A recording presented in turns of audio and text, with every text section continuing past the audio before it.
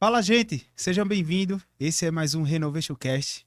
Então, já nesse primeiro momento, eu sempre peço aí para vocês, para não esquecer, né? Para dizer que a gente não avisou. Então, aproveita aí, você já tá vendo o nome do convidado que estará conosco aí nesse podcast maravilhoso, nesse Renovation Cast, que tem o intuito de renovar a mente, renovar espírito através de insight, testemunho, palavra. Então, curte, comenta e compartilha aí, já manda para geral, para todo mundo aí, para o grupo de família, para todo mundo. E eu estou aqui com o pastor Pedro Xavier. Fala, gente, sejam muito bem-vindos a mais um Renovation Cast, esse programa que tem abençoado tantas pessoas, tantas famílias.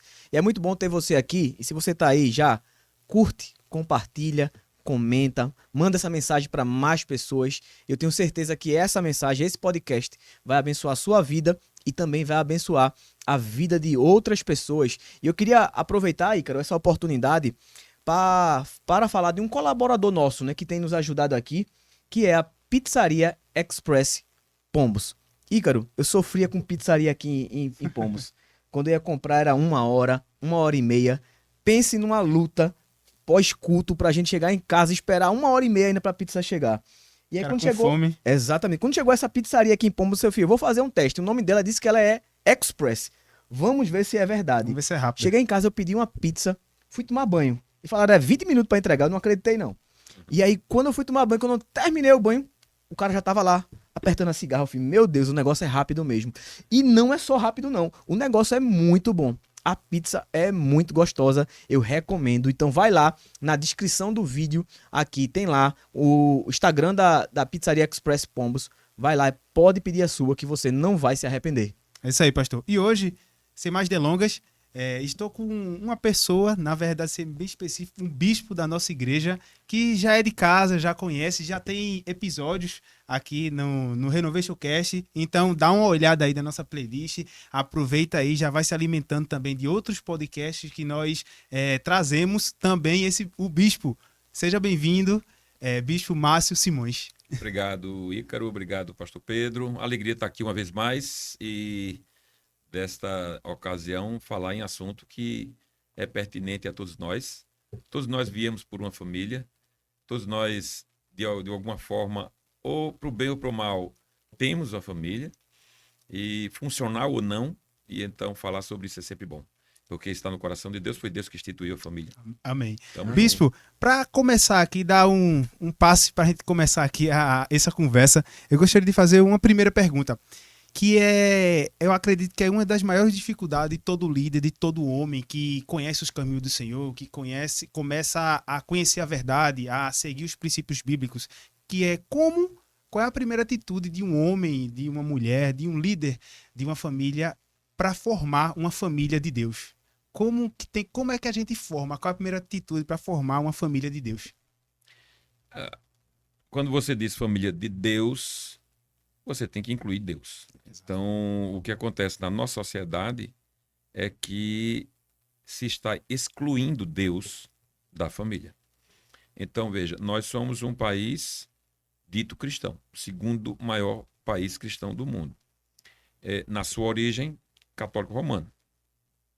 E o que acontece? É uma cristandade nominal. Então, as pessoas se dizem cristãs, mas não vivem a fé cristã, Verdade. como a gente encontra na palavra. E então, você tem essa origem brasileira, e depois você vem... O Brasil foi descoberto em 1500. Então, você vem toda a história de 500 anos, e quando é que os evangélicos, e na época ditos protestantes, chegaram aqui para evangelizar brasileiros de forma legal? Já no final do século XIX. Então, nós temos aí 100 e poucos anos, né? De 100 e poucos anos de uma fé que foi se tornando mais bíblica, no nosso entendimento. Sim. Talvez um católico que me escute discorde de mim, e ele tem todo o direito de discordar de mim. Não sou dono da verdade. No entanto, a história da fé cristã no Brasil, ela passa por essa transição de uma fé católica que vai aos poucos cedendo espaço para uma fé cristã protestante ou evangélica, que a gente vê isso muito claramente, é muito mais bíblica. Essa é a realidade. Então, deixa de ser um cristianismo nominal para ser um cristianismo vivo e ativo. Quer dizer com isso que não existem cristãos evangélicos nominais? Claro que existem, muitos. Então, a igreja está cheia deles. As igrejas evangélicas, quando eu digo as igrejas locais, tem muitos cristãos nominais. Mas o ensino, que é muito importante, então ela acaba por formar cristãos melhores. Então, a sua pergunta foi: o que fazer para estabelecer uma família de Deus? Ter Deus na vida. E então, no meu caso, né, que eu venho de uma família católica, mas aos 20 anos eu sou chamado por Cristo, né, porque a Bíblia diz assim, a Bíblia diz que ele que nos chama, ele disse, né, não fostes vós que escolhestes a mim, mas eu escolhi a vós. Então, eu entreguei minha vida a Cristo, eu não podia fazer outra coisa a não ser isso. E a partir daí, um ano depois eu estava me casando e a minha família foi constituída com essa base. Então, a gente colocou Deus na sala, no quarto, na cozinha, no trabalho, em todas as áreas. E aí você gera uma família equilibrada, funcional, né, que gera saúde emocional, física e psicológica, e assim gera uma sociedade melhor. O bispo, Amém. quando o senhor fala de uma fé nominal, uma cristandade nominal, o senhor fala de quando normalmente, que não é errado se não é errado se falar ou se julgar ou se dizer que é errado, quando existe uma pessoa ou um líder que tem uma religião e os outros e o restante da família tem outras. O senhor quis dizer a questão nominal, a palavra nominal, para que todos que estão escutando Não, entender. o cristão nominal é aquele que se Se diz diz. cristão, mas não vive a fé cristã. Exato. Então você tem aí, e isso, assim, essa é a nossa avaliação, naturalmente. Entre os católicos você vai encontrar um número muito maior, né? Entendi. De pessoas que dizem eu sou católico, né? Se o IBGE passa na porta dele, ele vai dizer eu sou católico. Mas ele pratica, aí ele diz eu sou um católico não praticante. Não existe isso. Seria a mesma coisa assim, você é homem, sou. Você é praticante? Não existe isso. Exato. Ou você é homem ou você não é homem. Então você para ser católico, um católico romano, para ele dizer assim, eu sou um católico, ele deveria estar seguindo os dogmas da igreja e ativo na igreja. O evangélico é a mesma coisa. Para ele dizer eu sou evangélico, ele precisa estar constante na igreja, com a frequência normal, semanal, ao menos, né? Lendo a Bíblia, em oração e em conjunto com a comunidade cristã. Então, o cristão nominal é aquele que se diz cristão, mas não exerce a fé cristã. Vou dar um exemplo mais claro. Ele vai à igreja, vamos dizer que ele vai à igreja uma vez por semana. Mas quando chega no trabalho, quando tem um momento, vamos dizer, de uma piada de mau gosto, ou então de um flerte com uma mulher que não é a dele, ele embarca. Então ele é um cristão nominal. Porque ele não guarda os valores que ele tem aprendido na igreja cada domingo ou outro dia da semana, entendeu, Ícaro? Entendi. Agora Então, o cristão nominal é aquele que se diz cristão, mas ele não exerce na prática da vida o cristianismo, que é o cristianismo? É viver o exemplo de Jesus. Engraçado que o Muito cristianismo protestante, pastor, é o inverso disso aí, né? Eu acredito, normalmente eu vejo muito quando as pessoas vêm de igreja protestante e quando ela fala que é uma cristã, realmente, para uma pessoa que fala que realmente é cristã, ela fala realmente está exercendo, ela está vivendo aquilo. Isso. E já que, infelizmente, culturalmente, principalmente pela questão histórica que o senhor falou, do descobrimento do Brasil e todo o catecismo da Igreja Católica no Brasil, a gente percebeu-se que é cultural se falar só que você é de determinada religião, como o catolicismo, que meio que se rotulou como pessoas que não são praticantes, mas se dizem que são. Né? E aí o cristianismo protestante, eu percebo isso. Eu percebo que os protestantes, quando eles falam que são realmente cristãos, é realmente pessoas que se exercem aquela fé. Perfeito. Exato. A gente não pode negar que existem bons católicos, Sim, certo? sim. Bons católicos romanos, pessoas que cumprem, pessoas que frequentam, pessoas que são ordeiras, pessoas que ajudam o semelhante, que respeitam e que guardam a fé. Não podemos negar isso, certo? Mas talvez o estilo que tenha se adotado gerou isso. Um exemplo que você vê na prática. Você certamente conta nos dedos de uma mão as igrejas católicas romanas local, uma igreja, uma edificação local católica romana na cidade de Pombos. né? É. Talvez você conte nos dedos de uma mão só, certo? Por quê? Então, o que acontece? Você tem uma cidade com 30 mil habitantes, ou com Vitória, cento e poucos mil habitantes, e você tem poucas igrejas cristãs católicas para dar conta desse rebanho todo. Acaba que o pastoreio é deficiente. Já as igrejas evangélicas, não. Então, os evangélicos, você tem dezenas, se não centenas de igrejas numa cidade, dependendo do tamanho dela. Em cada bairro tem. E então termina acontecendo que proporciona às pessoas o que está na base do evangelho, que é ensino, que é a Bíblia e tudo mais, entende? Uhum, Então, verdade. a estrutura católica romana é uma estrutura de dominação. Então você veja, onde está a principal a principal igreja da cidade de Pombos? Certamente no lugar. Está no lugar mais central da cidade. Como Verdade. Vitória, a mesma coisa. Certo? Como Recife, os primeiros bairros, onde estavam as igrejas, nos lugares principais. Por quê? Porque isso vem do Brasil Império. Então, se fundava uma vila e a igreja era colocada no principal lugar daquela vila. Certo? Isso, até hoje é assim.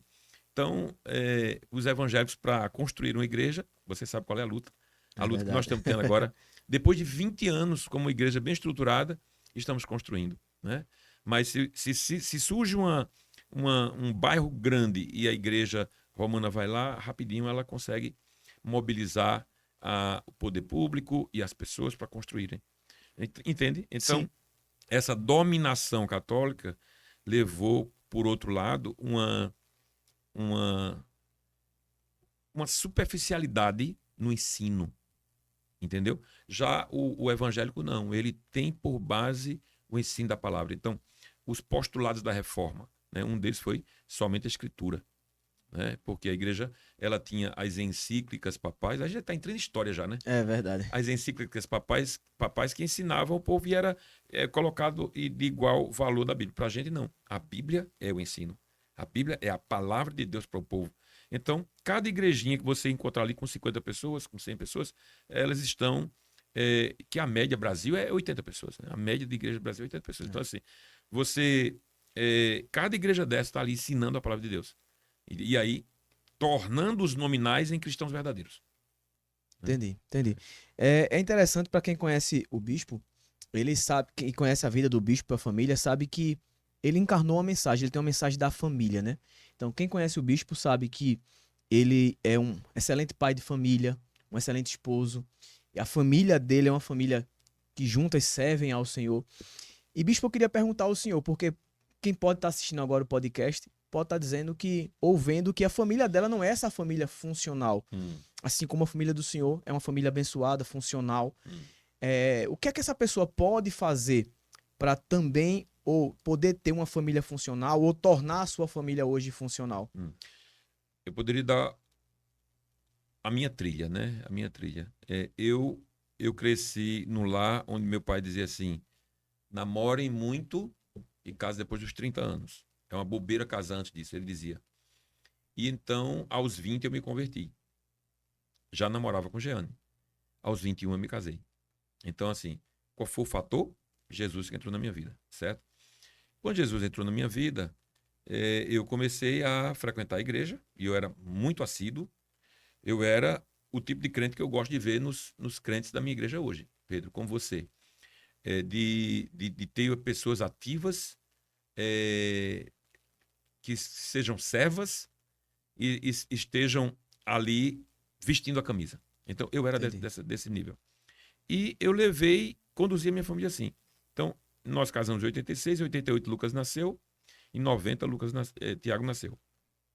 Criei os meus filhos na igreja. Então, hoje tem esse lance assim, a mulher dá luz, aí depois de 3 meses, 4 meses aqui pode...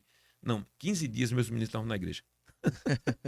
15 dias nascidos estavam na igreja e o pastor apresentando eles diante do altar do Senhor. Então, eu os criei na igreja. Então, assim, fralda, aprendendo a andar na igreja, tudo. Então, a gente criou os filhos na igreja. Então, como fazer uma família, gerar uma família funcional? Aplica fé, e aplicar fé é uma decisão que tem que gerar atitudes. Então, a atitude de levar teus filhos à igreja.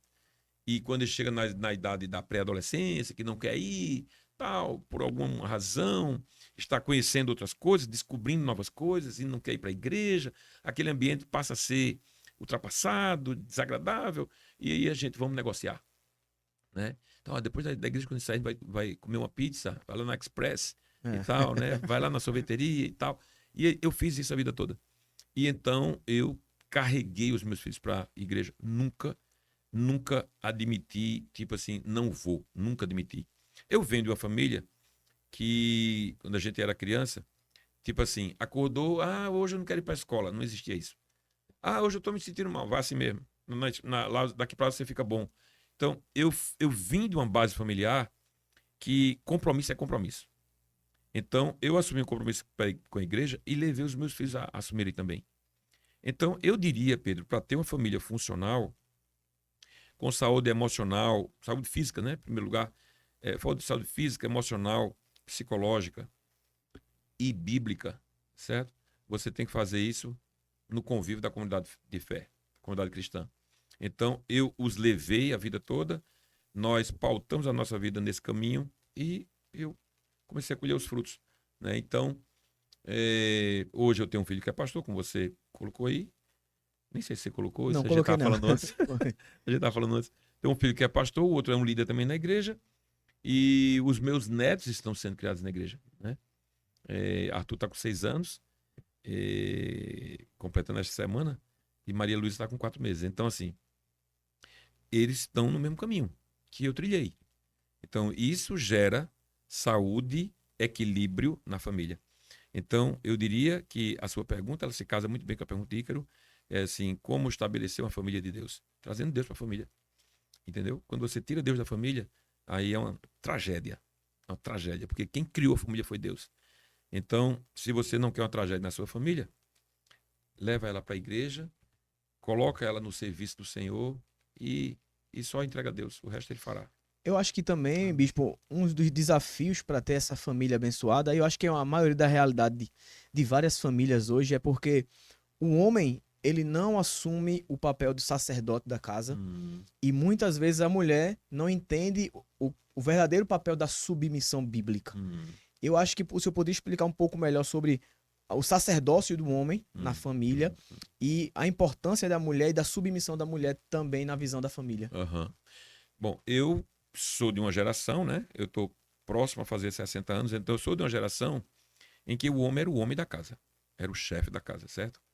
Então, hoje, a turma que nasceu aí anos 90, anos 2000, tem tido outra visão de mundo, porque o mundo está trazendo e o mundo acaba por forçar a barra dos conceitos. E os conceitos são mutáveis. A Bíblia é imutável, mas os conceitos humanos são mutáveis. Então, eu vim dessa ideia de que o homem é quem dá direcionamento à vida da família, certo? Só que, veja, no tempo que eu estava ali já casado, meus filhos adolescentes, você vem, a Bíblia diz que o mundo jaz do maligno. E o que é que o maligno usa para fazer com que esse mundo esteja cada vez mais jazendo nele? Usa o meio de comunicações, usa as artes, usa a política, né? Então, as artes, a questão da televisão e tudo mais, ela entrou nas famílias com novelas, com programas como Malhação, que vocês devem lembrar ainda, alguma coisa. Sim. E ali foi um doutrinamento do inferno para a sociedade brasileira. Só que eu já tinha meio que passado daquela época ali, né? Eu já estava noutra. Mas aquilo dali gerou o que a gente está vendo nos dias de hoje, uma turma aí de 30 e poucos anos, que em casa já não tem muito esse lance de quem é o chefe. Então, tipo, isso tem um pouco a ver com a questão econômica? Tem, porque no tempo que eu me casei para eu ser o provedor e Jeane ser a dona do lar e cuidar dos filhos, certo? A vida foi levando a gente para outros rumos e a gente acabou por entrar no comércio e ela trabalhar junto comigo. Mas essa era a ideia do meu tempo, né? Eu sou de 65, então a ideia era que o homem era o chefe da casa. Quando o homem não assume esse papel, alguém tem que assumir. Alguém vai assumir. E 99% das vezes é a mulher que vai assumir. Então, se o homem ele não tem se ele já vem de uma origem onde a paternidade foi mal resolvida e tudo mais, ele vai ter dificuldade em assumir o papel de liderança, a mulher vai assumir. Então, o homem, a nosso ver, biblicamente, e aí alguém pode chamar isso de machismo, mas biblicamente, o homem é o cabeça da mulher. A Bíblia diz, né? A Bíblia diz isso taxativamente, não é uma dedução. O homem é o cabeça da mulher. E Cristo é o cabeça do homem. Amém. Certo? Então, isso quer dizer que nós somos melhores do que ela? Não, foi Deus que estabeleceu assim. Então, eu não posso chegar numa empresa e começar a trabalhar aqui entre os peões, vamos dizer assim, e querer discutir com o CEO daquela empresa o que é que ele deve fazer. Então, Deus estabeleceu os seus próprios princípios e a gente não pode contestar, essa é a realidade. Mas o ser humano quer contestar Deus. Então, o movimento feminista, ele é uma tragédia no sentido de contestação do que Deus estabeleceu, certo? Isso é machismo? Não. Para nós cristãos, isso é Bíblia. A Bíblia, o homem é o homem da casa. Ele deveria ser o sacerdote do lar. Quando ele não é, bom, suponha que ele não... Aí vamos trazer o caso para um caso prático. Uma família crente, em que o homem não é crente e a mulher é crente, aí ela se torna a pessoa que vai trazer a fé para... Porque a Bíblia também diz que a mulher crente santifica o marido não crente. Né? Verdade. Então, mas onde existir uma fé cristã na família toda, o homem é quem deve puxar. O homem é quem deve estabelecer a sua liderança. Entendeu? E isso é uma coisa que a gente está vendo hoje, né? A questão econômica também trouxe. É bom que a mulher esteja no mercado de trabalho? Lógico que sim. Ela tem as mesmas oportunidades. As mulheres estão ocupando postos altíssimos na economia e na liderança do mundo hoje. Nada contra isso. Absolutamente. Mas no lar, o homem é o cabeça da casa. Então, não importa se a mulher ganhar 50 mil reais e o marido dela ganhar só 10. Ele é o cabeça da casa. Se ele for um cristão que conheça a palavra e ela também, ela vai permitir que ele seja o cabeça da casa.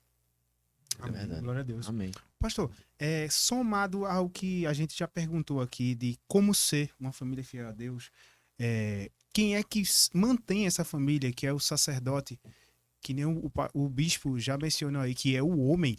Como a gente consegue, bispo, identificar se a nossa ou se outras realmente, porque assim, muitas famílias, muitos líderes podem falar que tem uma família fiel a Deus, mas como a gente identifica quais são as principais características que a gente vê? O senhor mencionou, primeiramente tem que estar Deus, eu acho que é o parente e o membro principal de qualquer família fiel a Deus. Como a gente consegue identificar quais são as primícias de uma família de Deus, fiel a Deus? Eu diria, Ícaro, participação na igreja não apenas como alguém que vai e vem da igreja, mas participação como membro, escuta.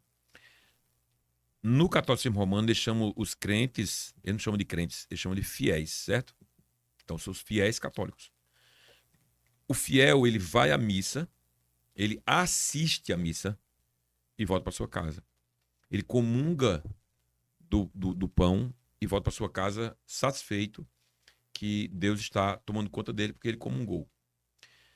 O membro do corpo de Cristo é diferente, certo? Então veja, os movimentos que eu estou fazendo com a mão, porque há um comando que vem da cabeça. Então a cabeça da igreja é Cristo, certo? Certo. Então Cristo é a cabeça da igreja. Nós somos o corpo.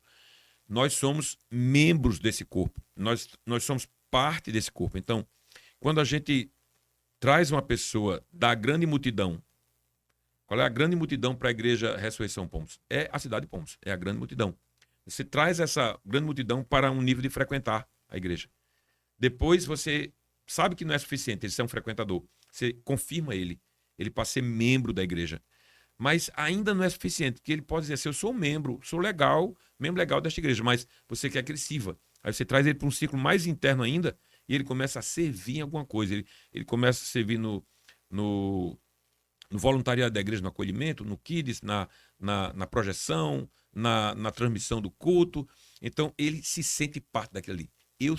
Eu também estou promovendo esta igreja. Eu estou fazendo essa igreja acontecer. Eu sou parte dessa igreja, entende? Eu não sou um mero assistente. Eu não sou um mero espectador. Eu sou alguém que faça acontecer.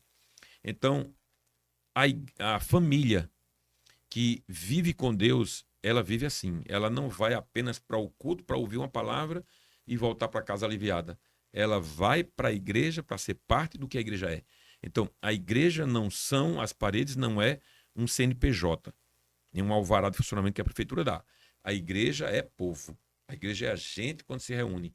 E a gente quando sai de lá. O pastor americano Rick Warren, ele diz assim, uma igreja saudável não se mede pelo número de pessoas sentadas nas suas cadeiras no domingo, mas pelo número de pessoas enviadas da segunda a sexta-feira, certo? Então, a igreja está nas repartições públicas, está no comércio, está na academia, está na faculdade, todos os dias. Verdade. O prédio da Ressurreição Pomos não pode se deslocar dali para a faculdade, pode? Não. Mas as pessoas que trabalham ali, que são membros daquela igreja, vão. Então, a igreja está no mundo, sendo sal e luz, dessa maneira. Então, uma família equilibrada, que o pai é o sacerdote e que leva a esposa a entender a submissão. E a submissão não é ser subalterno, mas é uma missão em conjunto, cuja cabeça é o homem, certo? Leva a família ao serviço de Deus e ao engajamento de tal forma que a família se torna cada vez mais equilibrada. Então, eu diria que ser igreja, entendeu? A família que é igreja é uma bênção quando você tem uma família na igreja. Eu tenho famílias na nossa catedral que você conhece, como, por exemplo, dar exemplos aqui, que eu posso citar isso, que é um orgulho, a gente, um privilégio de citar isso. Mas você conhece a família de Marquinhos e Márcia? Toda a família serve a Deus. A família de Bel e Fernando, toda a família serve a Deus. Verdade. Na dança, na música, na fotografia, na divulgação das coisas da igreja. É impressionante como eles todos são engajados, uma família inteira servindo a Deus. Porque às vezes você vai encontrar uma família que o homem faz alguma coisa, a mulher não faz nada, ou vice-versa, os filhos não estão nem aí. Tal. Mas você vai encontrar famílias que elas inteiras servem a Deus. Por quê? Por conta disso, por conta desse interesse daquele que lidera a família e liderar e influenciar ao ponto de serem servos, entendeu? Então, uma família equilibrada é uma família serva de Deus. Amém. Você tem exemplos bíblicos, né? Bastante, né? Você vai encontrar vários exemplos bíblicos, mas Ana, né? E Ana e Elcana eram uma família de Deus. Simeão era um homem de Deus, né? E tantos outros que estavam ali mostrando. O próprio Jesus vem numa família, né? Que tinha um chefe da família, né? Você percebe o seguinte, que o anjo apresentou-se a Maria, mas na hora que Deus queria dizer assim, aquela família vá para o Egito, não foi para Maria que ele foi para José. Na hora que o Herodes tinha sido morto e Deus quer falar com a família para voltar para Israel, não foi com Maria que ele falou, foi mais uma vez com José. Levanta, pega tua mulher e teu filho e volta, porque aquele que queria tirar a vida dele já está morto. E então Deus direcionou José, o homem da casa, entende? Então, quando o homem da casa assume a sua posição, a esposa entende aquilo não como uma minimização do que ela é, mas uma missão em conjunto, a família é uma bênção. Amém. Glória a Deus. Uma coisa interessante, bispo, porque provavelmente muitas famílias enfrentam, né? Eu queria que o senhor pudesse falar como ajudar algumas famílias desse tipo. São famílias que até tentam conduzir os seus filhos no caminho da igreja, mas normalmente na adolescência muitos se desviam. Alguns adolescentes se desviam, começam a ir para outros lugares, ou começam a rejeitar o ir à igreja, e a família começa a dizer, eu não vou poder mais levar ele, já é adolescente, 16, não posso forçar. Como é que o senhor poderia ajudar essas famílias a tentar redirecionar esses adolescentes, ou esses filhos que até no início começaram na igreja, mas se desviaram por alguns motivos? Eu diria que o melhor caminho é não ser impositor, mas ser pais amorosos, que conversam, que escutam o filho e que aconselham. Eu vou dar exemplos. Tem muitos cristãos que vivem numa igreja impositora, pode, não pode, né? Use costumes, isso aqui pode, isso aqui não pode, você não pode em tal lugar, você não pode no cinema, você não pode na praia e tal. E então, quando o adolescente chega aos 17, 18 anos, que ele vai para o primeiro emprego, que ele bota R$ 1.400 no bolso como salário mínimo, aí ele começa a ir. E aí ele se afasta da igreja. Porque na cabeça dele, na alma dele, a mensagem subliminar foi: eu não podia por conta da igreja, agora eu posso. Exato. E ele se afasta da igreja. Então, o estilo da igreja. Então, você ter uma igreja que tenha maturidade para saber separar as coisas e levar o teu filho a um estilo de igreja que ele não encontre na igreja um juiz o tempo todo dizendo que ele está errado, mas um lugar de ensino. Quando os meus filhos, claro que eu passei por isso também, né? Então, eles tiveram ali na adolescência e eles chegaram ali aos 16, 17 anos, querendo ir para festinhas, eu não os proibi. Eu não os proibi. Porque a maioria dos crentes, erradamente, na minha opinião, diz assim: você não vai não porque a gente é crente. Pronto, você está colocando para eles que a fé cristã é um obstáculo horroroso. Todo mundo na minha sala de aula vai, eu não posso porque eu sou crente. É horrível ser crente. Exato, exatamente. Então, o que é que eu fiz? Isso você vai. E a mãe, né, Jeane, ficar: não, tá. Não, ele vai. Agora, eu só peço uma coisa. Ao chegar na festa onde você for, você começa a observar o ambiente.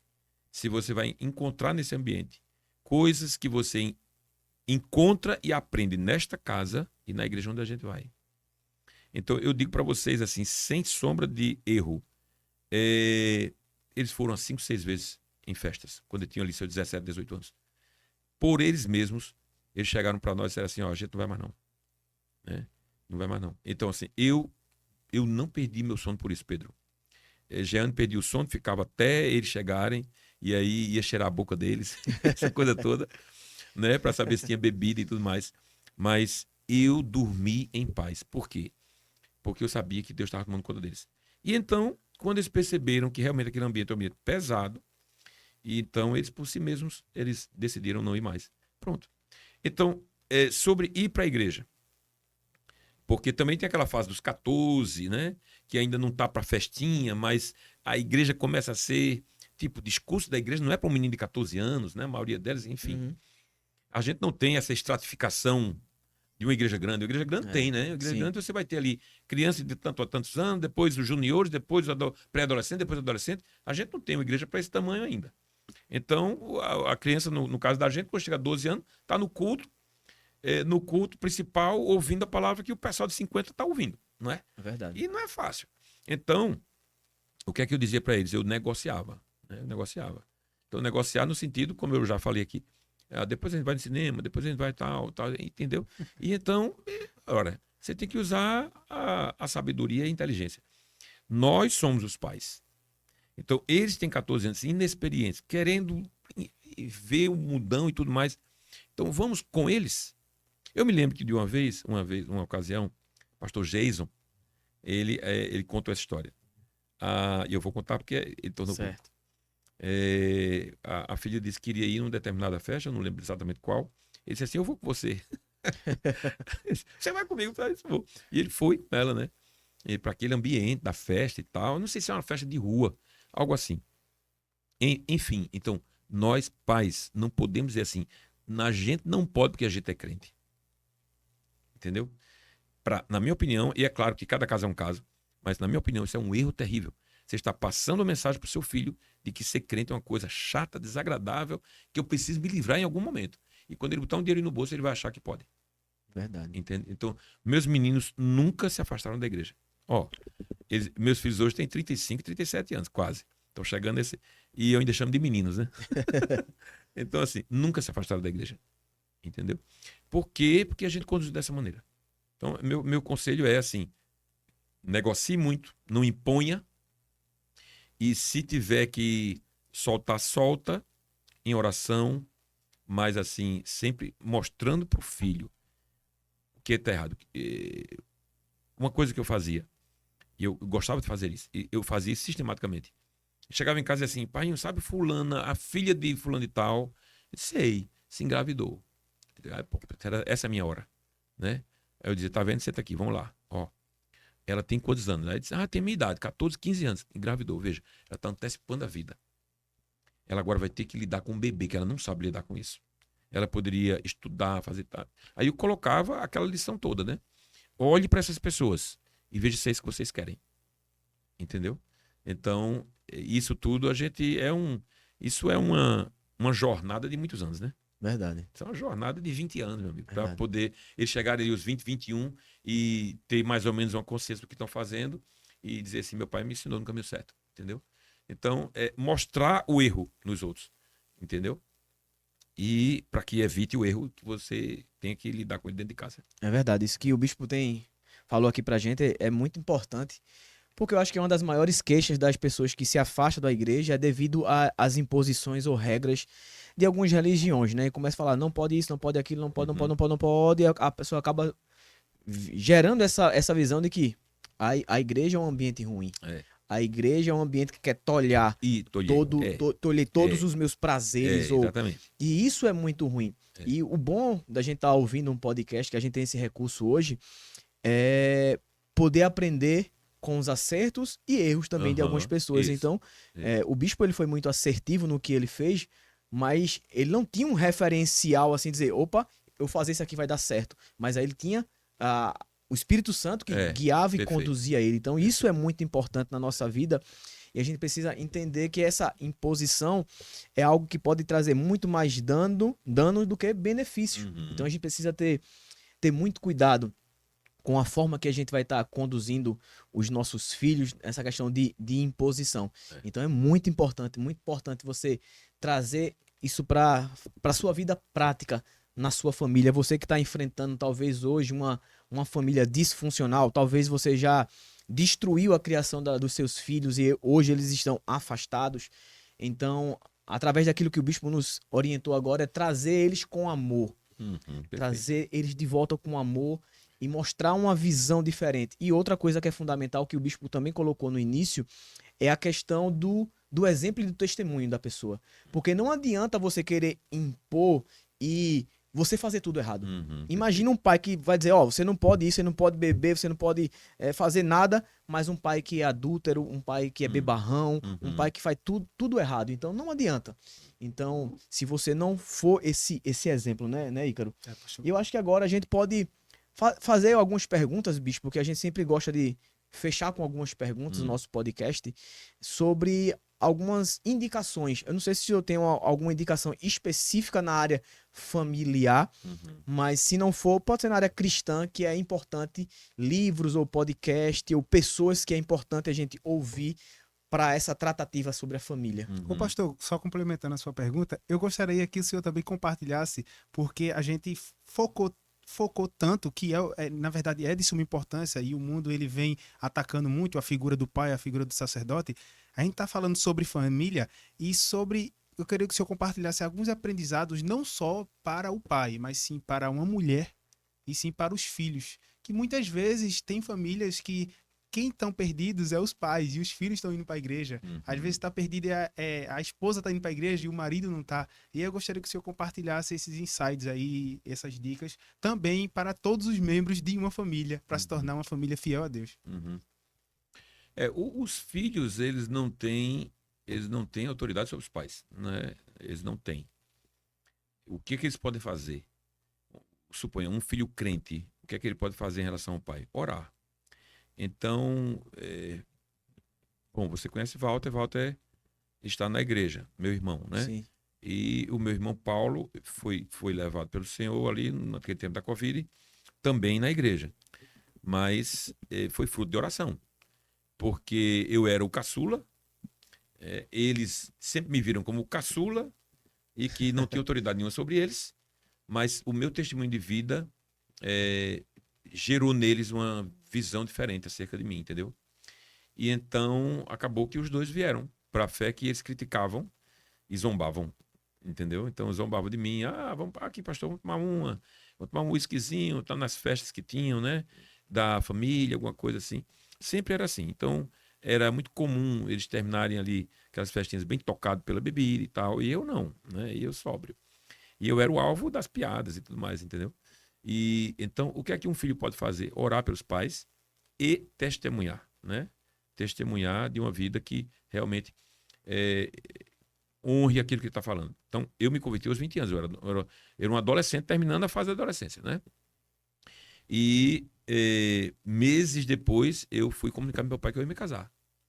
Porque eu não queria uma vida sexual errada, certo? Uhum. Então, e eu tinha, entre aspas, descoberto, né, a fé, e eu estava na igreja, e eu queria servir a Deus, eu queria ter minha casa. Eu me lembro quando eu fui conversar com ele, né, sobre isso.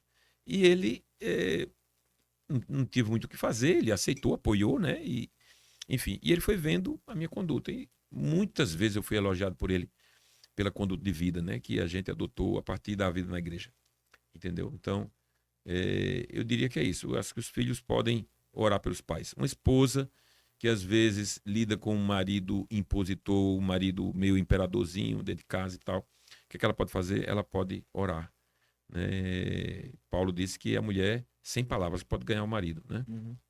Então, é isso. Eu diria que é a oração. Aquilo que a gente não pode fazer, a gente coloca para quem pode. Amém. Então, Amém. Moisés não podia fazer nada diante de um mar, montanha dos lados e um exército atrás. Ele vai a quem? Ele vai a Deus. Deus é uma marcha. Então, o mar se abriu. Em relação a livros, eu diria que tem um livro muito interessante do Bispo Miguel, né? Antes do sim, antes de dizer o sim, né? Sim. Que é um livro interessante para a preparação do casamento, porque tudo começa no casamento, né? Uma família funcional começa com um casamento funcional, de respeito, né? de fidelidade, entendeu? Há um livro também muito interessante de C.S. Lewis sobre o amor. Ele fala sobre os 4 tipos de amor, da palavra grega para o amor, né? O amor ágape, o amor eros, o amor filhos, enfim. Então, o Bispo Miguel também pega um pouco disso, né, no livro dele. E são livros muito especiais para o começo da família. Porque, veja, hoje eu tenho 38 anos de casados, né, completos. E já tem 5 anos que só sou eu e Jeane. Então a família começa com 2 e termina com 2. Certo? Então, mesmo aqueles que gostam de família, casa cheia, beleza, mas um dia eles vão fazer a família deles. E você tem que se preparar para aquele momento em que você vai ficar só. E não é só, você e a sua esposa ou a esposa e o marido. Então, se não há uma